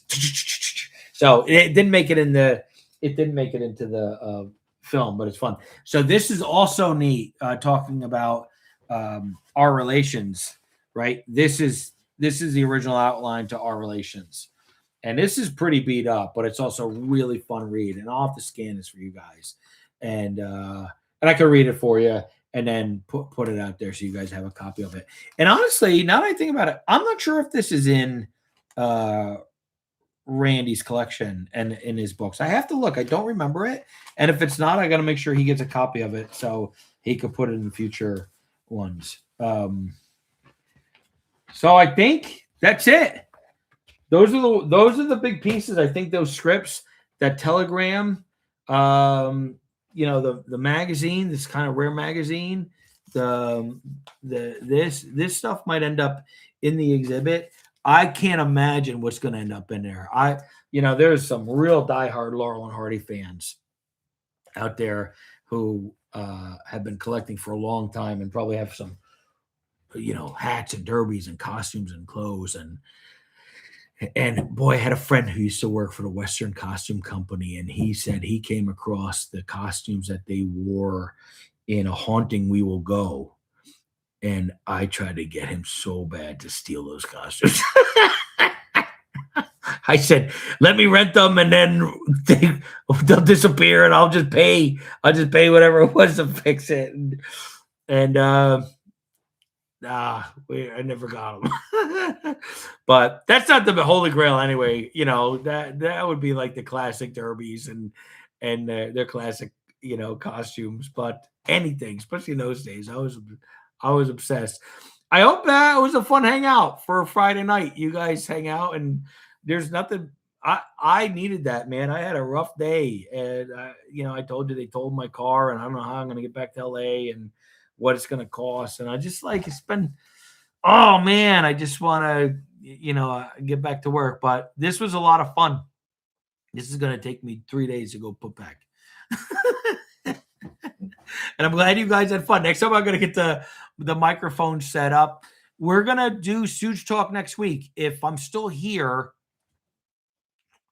then we'll have to get Brad zoomed in and Dermot if he wants to join us too. I don't know if he can. He might be working next week. I think he booked a gig. I'm not sure what days, but in the meantime, I talked to you guys yesterday about getting some more videos out there too, and I've been slowly working on some stuff for you, and I gotta get the video out where I go visit um, where the Stooges grew up in their country home up here, and then I'm gonna look at the house where Oliver Hardy died. I never really thought to look at it, and I definitely want to do a tour of where Stan Laurel is buried. I actually will write over. I bought a chair just to go sit over there. It's so peaceful. It's such a beautiful park, and it's meant to be. If you look at the guy who designed the park, he designed the cemetery. It's called Forest Lawn, and he designed it to be a park and a museum and a place for artists to go. And you see people just running around. It's like there's something. It's the most life affirming cemetery I've ever been to. It's really there's a beautiful feeling there, and sitting outside and talking to Stan, he's giving me a lot of ideas. I'll sit there sometimes and I'll just write and work. The only problem is it's like there's no shade, so I got to bring like an umbrella. But I bought a little chair to go sit, and but I'll show you guys that. I'll show you guys where Vernon Dent is buried because he's right there, and Buster Keaton, and there's a ton of people in that cemetery. And I want to go see more. I've never gone to see more. He's right next door, and maybe we'll get Chandler to go or some of the Shem Howard Royals. And if not, I'll go visit. I know Brad will come. So let's see. Before we go, anybody have to say Jackie Coogan would visit the set of the Munsters and have lunch with Fred and Al? No kid. Wait. Oh, really? Jackie Coogan. Yeah, he was the kid. He played Uncle Fester. Other people have visited a home. It's on YouTube. Oh, really? The Stooges home? Yeah. Brad is definitely his nutty childlike self again. He is already back to that. I wrote the address of the house for you if you need it. I've been there, but thank you. Send it to me. Send it to me on Facebook just so I have it. Would like to see Mort's grave. Yeah, I'm gonna go check that out. And I've been to Larry's. We got to go back to Larry's. I've been there one time. We got to go see if we can get Kurt to go. We want to go visit. I did pay my respects once. We didn't shoot it, but I just went to go say hi. Don't remember the link on Instagram. Yeah, I'll go check out. I'll show you my couple of items I have. Laurel and Hardy send you. Yeah, and I think if you go to the community here on my YouTube, you should be able to post things. So if you got pictures or things you want to share, not just with me, but with everybody, feel free to post. I would love that. I think we're here as a community. I think you could also do it on Curly G's. If not, let me know if it's not working. But you should be able to post photos, say stuff, start conversations. We need to make this a community of Stooge lovers and comedy lovers, and well, I think we have I always said this with the Stooges, we have the best fan base on the internet, and for sure, people felt that way about us. They really envied our community. We do really have the best. And now we're talking about other things. Oh, Yeah, because I'll give you a sneak preview. All right, so I have one last thing. That when my grandmother died, I kept this in a special box. I haven't separated anything in here. She left me a little bit of money, and I'm talking it was a few $100s, right? And I didn't know what to do with it, and I just kind of I wanted to do something special to her. I didn't want to just and I had an opportunity to get a little collection of stuff. And my grandmother, first of all, her husband, my grandfather was the one who got me into these guys. And my grandmother, after he died, she fed my obsession as when she could, right? And she helped me get a lot of stuff from my collection. So the last kind of thing that I did with the money that she left me was buy a couple like really interesting pieces. And I'm not going to separate them. Here's a Liberty magazine with Laurel and Hardy in it, and there's great articles and photographs and inside, right? And this will be for another time, right? But there's some really cool pieces, including 3D Three Stooges comic with Shemp, right? An original, and a rare photograph, a giveaway that Chico Marx used to give away. I think this is pretty hard to come by from what I understand, right? And some rare Abbott and Costello things, original proofs right off the negatives of some photographs of Abbott and Costello, right? A vintage Buster Keaton postcard. And like I said, I love these vintage postcards. 1923, this was sent out. Vintage Abbott and Costello. This is from 1940, right? These were given to newspapers to print. On the back, this is Culver Pictures. Well, that's Abbott and Costello. Like what the heck were they doing? Right? Look at that. Look at that great picture. This is super rare. Movie stars Abbott and Costello enjoy a bit of canoe tilting a half mile out to sea at the end of Atlantic City Steel Pier, where they're combining a rest with $15,000 a week appearance at the same amusement center where they started at $35 a week. Okay. So that's kind of cool. Here's them at the Kate Smith Hour, them on the Kate Smith show, right? So this is 1940. So early. Look how thin Lucas. So this is where they got their start on the radio. Here's also a rare Laurel and Hardy piece. But I got to show you this thing. You guys will get a kick out of this. Okay. This is kind of crazy. Let's see. I showed you the Abbott and Costello stuff. There's a couple more Abbott and Costello things in here. All right. I'm just going to show you this, and then we can talk about this some other time. Okay. Double autographed. Okay. I don't know if you could tell. I don't want to take this out. I'm going to take this out just for you guys. I have never touched this physically. Okay. Can you see it better? Can you tell who that is?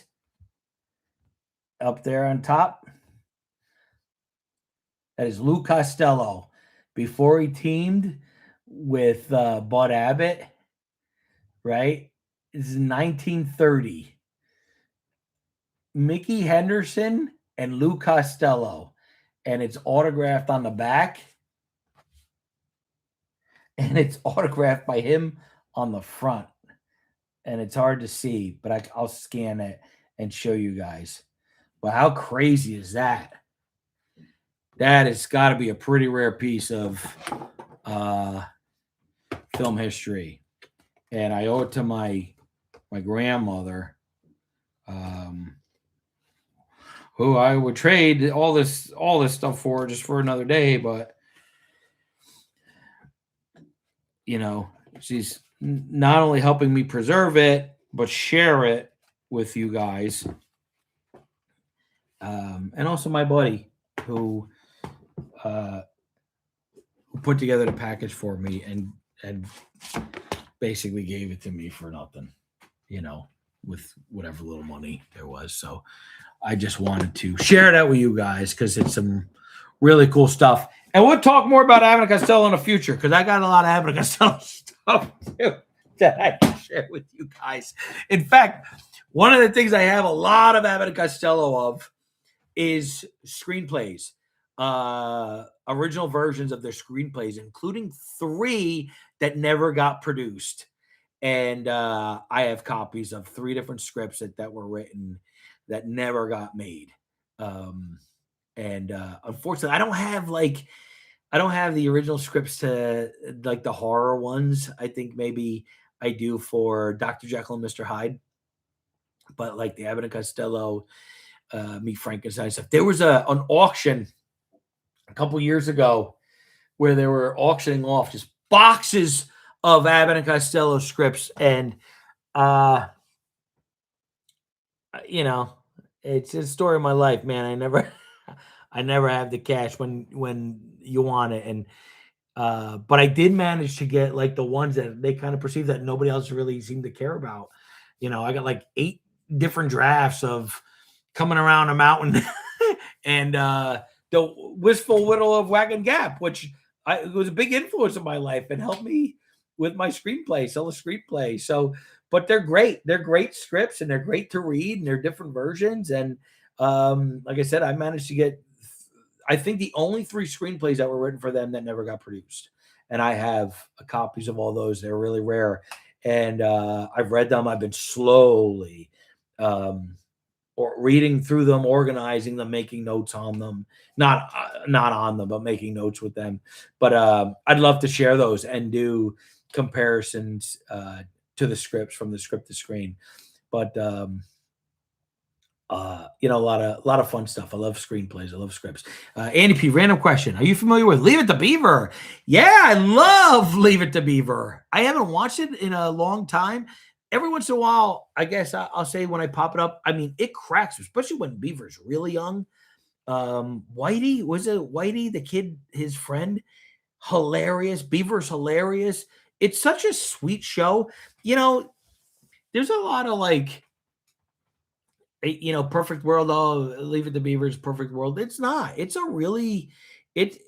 a really deep show. I think it really deals with growing up. And I think it's relevant today. It didn't feel like they strayed away from too many hard things, and it was really funny. I think it was really funny. So Eddie Haskell was great. I think he just passed away, sadly. I know Wally just passed away of cancer, sadly. I think he was friends with Jill Howard, if I'm not mistaken. So yeah, I need to start a museum.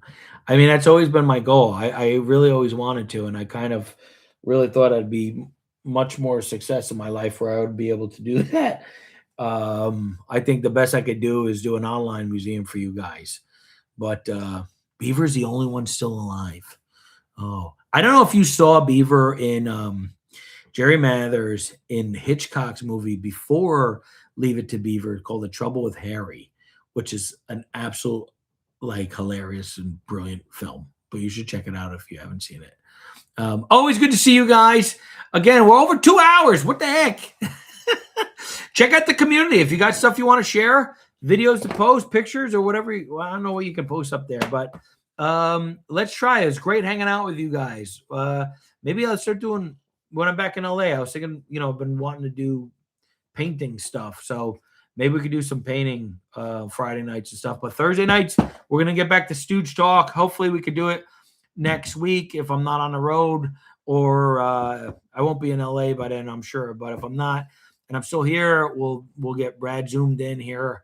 And we'll be seeing you soon. Thanks for joining me for Laurel and Hardy Museum. And I'll keep you guys posted on the museum. I'm going to hopefully do a little feature on it and interview and kind of shoot the process if I'm able to. And I'd love to show you what's going on. I'll tell Mama P you said hi. I don't know where she's been. She hasn't popped on, but I love you guys, and I'll see you next week, if not sooner, because you never know. I'm going to be stuck here a while. Maybe I'll just pop in. Don't forget to check out Sprocket Vault. Laurel and Hardy's on the Sprocket Vault YouTube channel. Great stuff, of course. Make sure you like, comment, subscribe.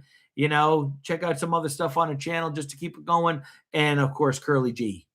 Curly's grandson on Facebook, and Curly G here or Curly's grandson here on YouTube, Curly G on Facebook. And then my new web series, Go Getters and Monster Hunters, on the Andy Pagano channel. Love you guys. Talk to you soon.